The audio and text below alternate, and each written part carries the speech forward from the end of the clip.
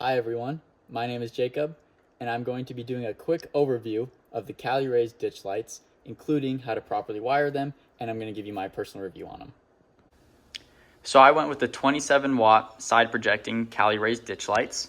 To install them, all I did was I actually put these on the bracket before I put the bracket on the truck.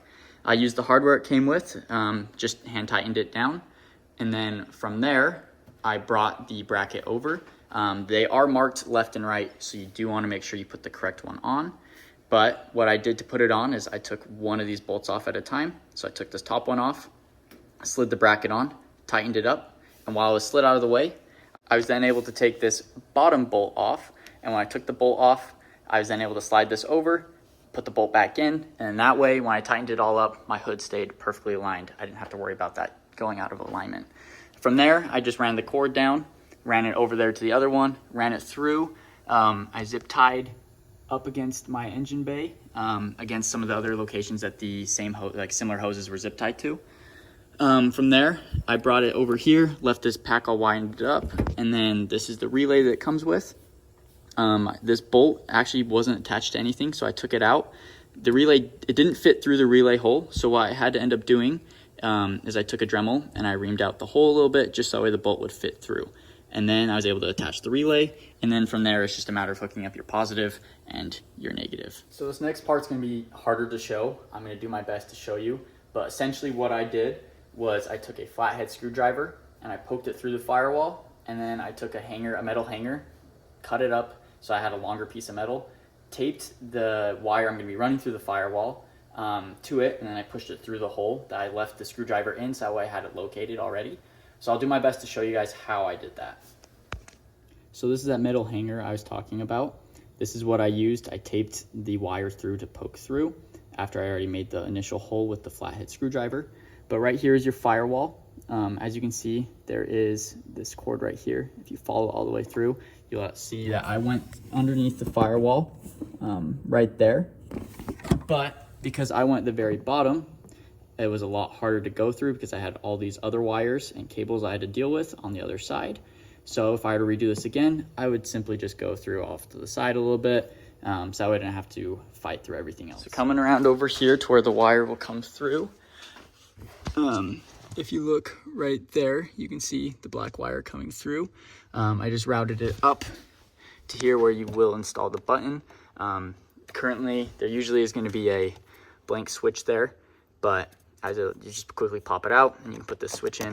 And then I'm going to quickly show you how to take this off. I'm just using this pry tool to pry it out.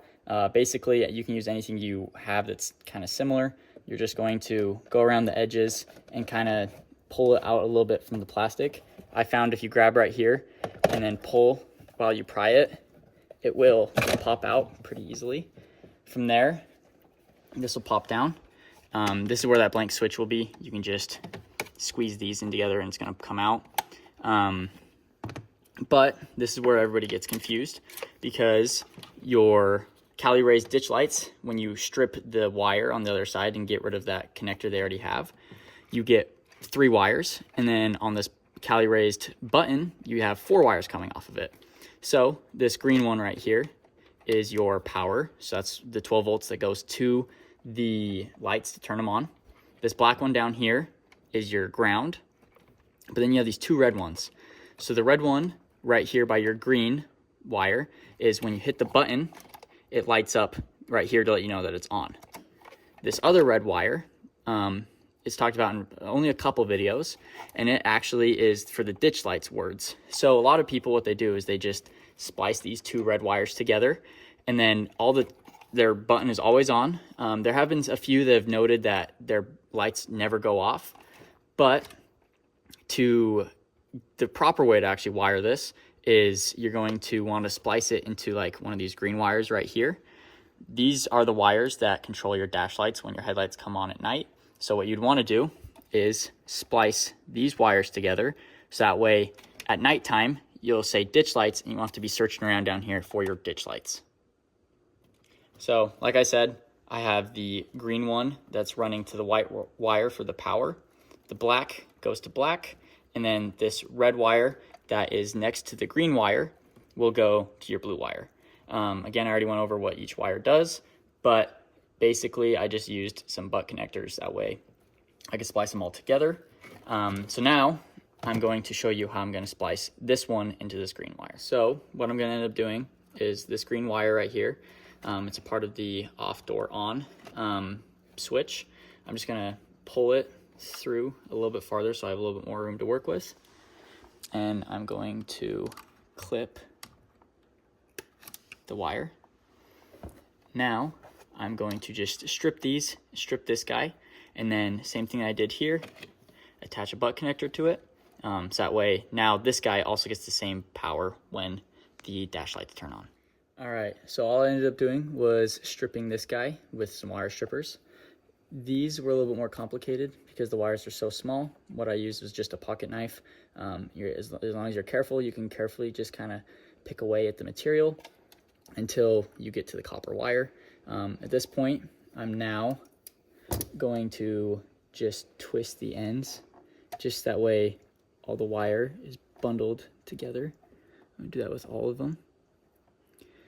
And then I'm going to run a butt connector and splice these wires together. And now, at that point, I should have the dash lights. When the dash lights turn on, it should turn on the button. Okay, so I have my one end of my butt connector. I'm just going to slide it over this guy. And then I'm going to crimp it down. Squeeze really tight, make sure it's on there. Okay, it's not going anywhere. Now I'm going to grab this end, and I'm going to grab these two guys and put them together like so, and then run them through into this opposite end of the butt connector. And now I'm going to squeeze these super tight also. Okay, so now that I have these all connected, I should be able to just pull this guy a little bit farther out and connect them. So now that I've got it all connected, you just put it back in here. But before I do that, I want to make sure everything works. So when I click it, these top turn on, let me know that the lights are on. And then let's turn on the dash lights. And look at that. We have ditch lights lit up, and we still have our off door on switch light up as well. So we know the button's properly wired now.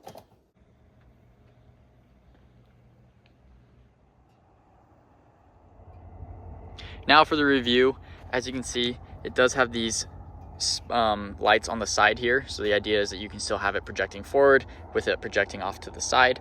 You don't get too much light from the side. You still get a decent amount. But for ditch lights, you typically would want them to angle them out a little bit farther. The problem is you do get a lot of glare on your hood when you have them angled as straight as I do. That's going to be with every pod light though that you do. You're going to want to actually make them like a ditch light and twist them this way so it's out a little bit more. The reason why I went with this one though is, like I said, so I had those lights on the side, but you still are going to want to accommodate for them and twist them a little bit farther. So this is what it looks like with just the ditch lights on my truck. As you can see, you get actually still pretty good view. You can see that mountain that's probably about 150 yards away from here. You still get a really good view of the mountain, and it's really lighting up the floor in front of you, which is really nice, and that's what you want from these lights. So they're really bright, and they do show off what's going on around you. Overall, I'm really happy with these ditch lights. They produce really good light output, as you guys can see, and they're super bright. I haven't had a problem with them overheating at all at night. The heat sinks on the back do keep them pretty cool, and in the hot sun where I live, I haven't had a problem with any of like the powder coat or anything like that coming off or starting to get sun faded. So super happy and would highly recommend these lights.